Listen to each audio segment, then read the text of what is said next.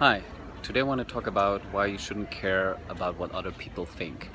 I think we spend a lot of our time, thinking about what we do is how is that going to reflect on other people, like, um, you know, how we behave, what we say, what job we do, what is our perception, what is our status, what is our approval of other people. And that can be parents, friends, colleagues, spouse, children, everything. And when I say we shouldn't care about what other people think, or at least we shouldn't care so much about other people think, I'm not saying we shouldn't, I'm explicitly not saying we shouldn't care about other people. What I'm saying is you should be able to do whatever is good for you, whatever you want to do, without harming others, without hurting others.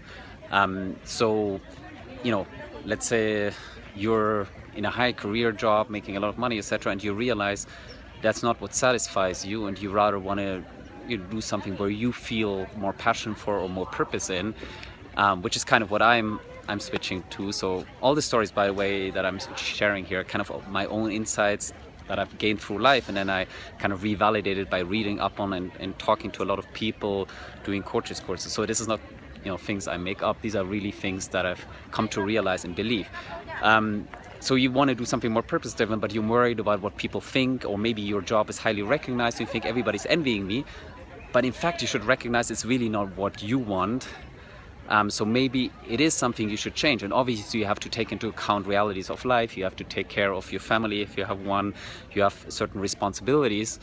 So it's, move within reality. But I think many people I talk to as a result of the videos or come to me and say, like, I feel stuck in life. I don't want to do this, but I don't know how to get out of it. And I think part of it is obviously the worrying about uncertainty, but another part of it is really worrying what other people think. And the beauty about it is, for example, what I'm doing about these videos, I realize, like, putting myself out there is polarizing people. So there are people who love this, and that's, I guess, what I hear most. And there's people who obviously, think that doesn't make sense to them.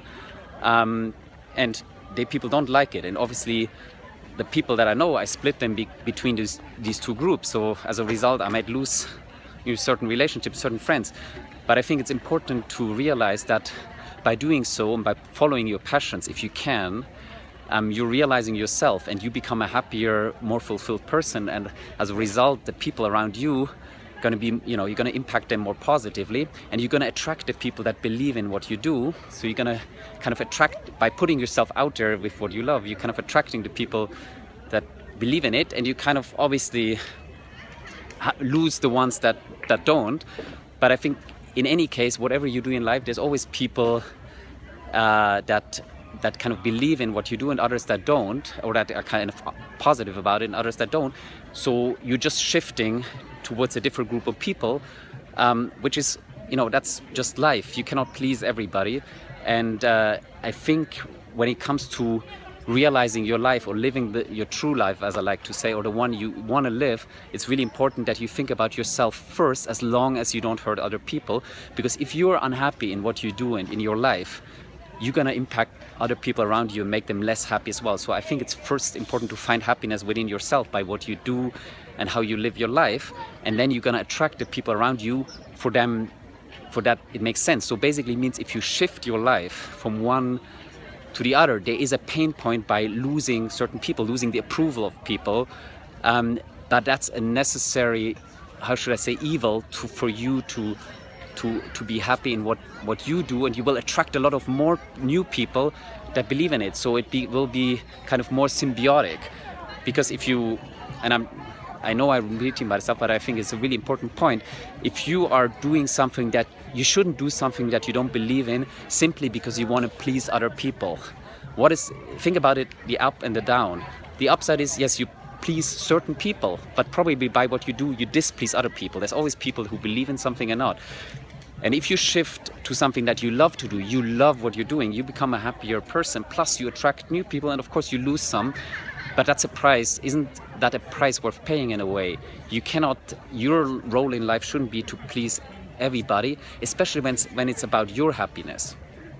So if you can shift to something that you're passionate about it, and without hurting other people, because other people have no right that you live their life. It's your life. and you have responsibilities and you need to fulfill those. So there are people you need to take care of, but they should have no right in deciding what you should do just because they would like it to. For example, your parents, if they don't want you to certain thing, just because they don't like it, it's your life. You should do whatever. They have to come to terms with understanding what you do. Otherwise, you will kind of get to a point in higher age and regret, because the number one regret of people is that they didn't live a life true to themselves, but the ones others expected of them. So I hope, as always, I'm sharing thoughts, and I hope this kind of makes you reflect on things of it.